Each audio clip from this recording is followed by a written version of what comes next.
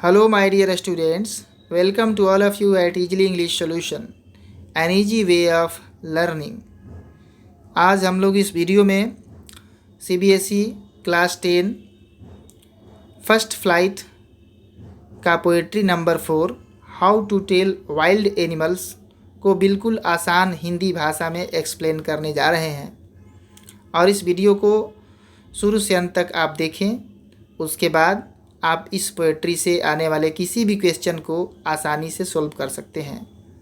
आपको सिर्फ ध्यान से सुनना है, चाहे इससे संबंधित एक्सट्रैक्ट हो, समरी हो या क्वेश्चन आंसर हो, कुछ भी आप इस वीडियो को सिर्फ देख करके और सॉल्व कर सकते हैं।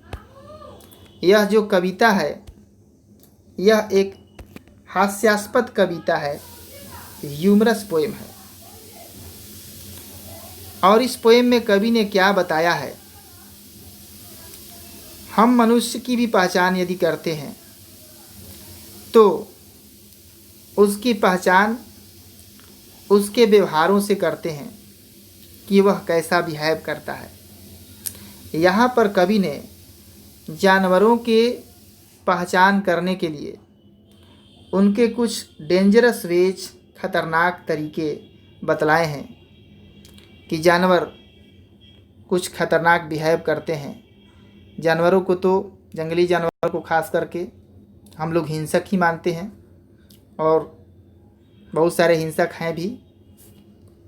तो कवि इस पोएट्री के माध्यम से ये बताना चाहते हैं कि किस जानवर को कैसे हम लोग पहचानेंगे, उसका क्या कॉमन सिम्पटम है। तो आइए पोएट्री के माध्यम से समझते हैं।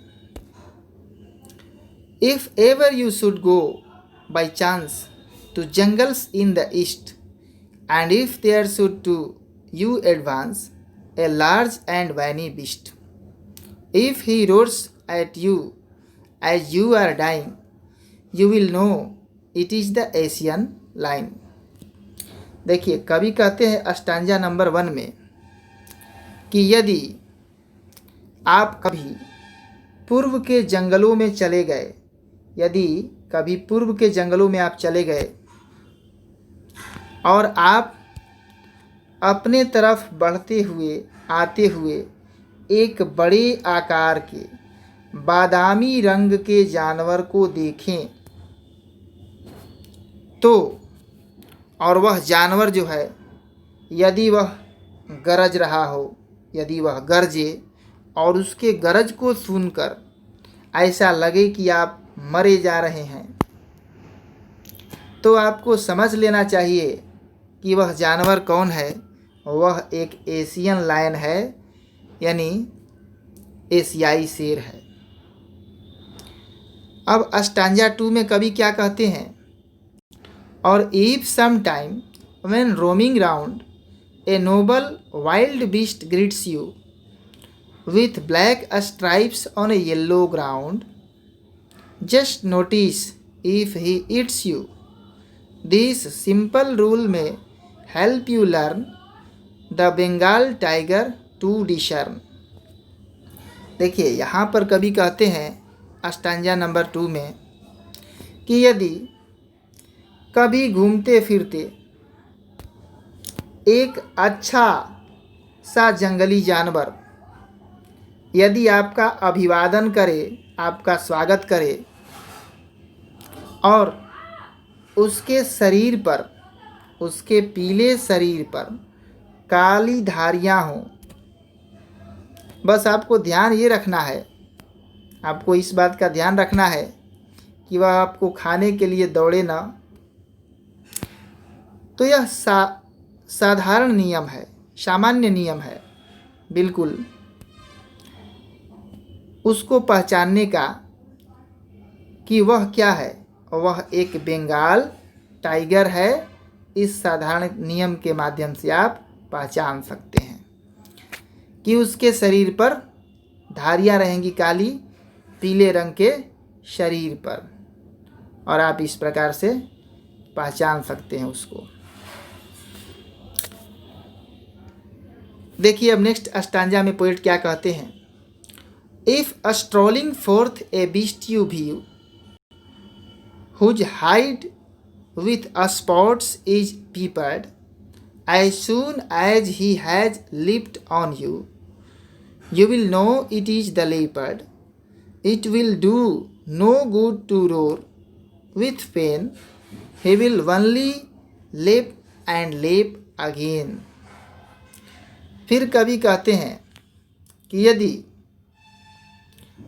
यदि चलते फिरते आगे बढ़ते हुए आपको एक ऐसा जानवर दिखाई दे जाए, एक ऐसा जानवर दिखाई दे जाए जिसके पीले रंग के छुपे हुए शरीर के ऊपर असंख्य बहुत सारे स्पॉट्स हों, धब्बे हों, और जल्द ही देखते ही यदि वह आपके ऊपर झपट पड़े तो समझ लेना कि वह एक तेंदुआ है। और हाँ, इस बात का ध्यान रखो कि दर्द के मारे चिल्लाने से कोई फ़ायदा नहीं होगा। दर्द के मारे चिल्लाने से कोई फ़ायदा नहीं होगा, क्योंकि वह आपको नोचता ही जाएगा, नोचता ही जाएगा। अब देखिए नेक्स्ट अस्टांजा में कवि क्या कहते हैं। If when you are walking round your yard you meet a creature there who hugs you very, very hard, be sure it is a bear. If you have any doubts, I guess he will give you just one more cares. देखिए, इस अस्टांजा में कवि कहते हैं कि यदि आप अपने यार्ड में ही टहल रहे हैं और आपके यार्ड में ही टहलते हुए यदि आप एक ऐसे जीव से मिलते हैं, एक ऐसे जीव से जो कस करके आपसे चिपट जाए, आपको गले लगाए, तो समझिए कि यह बियर है। और यदि आपको कोई संदेह हो, यदि आपको कवि के अनुमान पर कोई संदेह हो, तो बिल्कुल विश्वास रखिए कि फिर आपको वह एक बार प्यार से सहलाएगा, एक बार वह आपको सहलाएगा प्यार से, यानी जेंटली टच करेगा। अब देखिए नेक्स्ट अस्टांजा में कवि क्या कहते हैं। Thou to distinguish beasts of prey, a novice might none plus. The crocodile you always may tell from the hyena thus. Hyenas come with merry smiles, but if they weep, they are crocodiles. देखिए कवि क्या कहते हैं।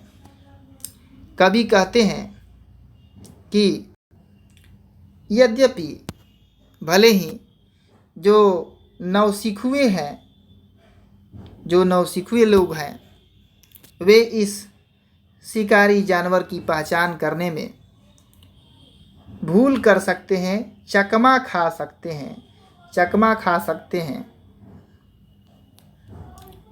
लेकिन कवि आगे बताते हैं कि एक क्रोकोडाइल में, यानी एक मगरमच्छ में और एक लकड़बग्घे में आप किस प्रकार से अंतर कर सकते हैं। तो आप इस प्रकार से अंतर कर सकते हैं कि एक जो लकड़बग्घा होता है, एक जो लकड़बग्घा होता है वह बिल्कुल प्यारा सा स्माइल बिखेरता है, यानी बिल्कुल आनंदित तरीके से मुस्कुराता है। लेकिन एक जो क्रोकोडाइल होता है, एक जो मगरमच्छ होता है, वह रोता है, वह अपने शिकार को देखकर रोता है। देखिए अब लास्ट अस्टांजा में कवि क्या कहते हैं। The true chameleon is a small, a lizard sort of thing, he hasn't any ears at all and not a single wing, if there is nothing on the tree it is the chameleon you see. कवि कहते हैं कि एक सच्चा, एक सच्चा गिरगिट जो होता है बिल्कुल छोटा होता है, छिपकली की तरह। उसके कान नहीं होते हैं, उसके कान बिल्कुल भी नहीं होते हैं और उसके एक भी पंख नहीं होते हैं। और यदि पेड़ों पर कुछ भी नहीं है तो समझिए कि वहाँ गिरगिट जरूर है। कभी ऐसा क्यों कहते हैं कि यदि पेड़ों पर कुछ भी नहीं है तो वहाँ गिरगिट जरूर है? क्योंकि ये अपना रंग बदल देते हैं और जिस प्रकार के चीज़ पर बैठते हैं बिल्कुल उसी के जैसा हो जाते हैं, इसलिए आसानी से देखे नहीं जा सकते हैं। तो मैं आशा करता हूँ कि अच्छी तरह से इस कविता को समझ चुके हैं।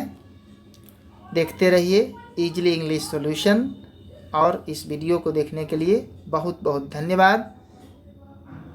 यदि आप चैनल को सब्सक्राइब नहीं किए हैं तो सब्सक्राइब कर लें और अपने जो आपके फ्रेंड्स हैं उन्हें भी इस वीडियो को शेयर करके और उनको भी लाभ पहुंचाएं। बहुत बहुत धन्यवाद।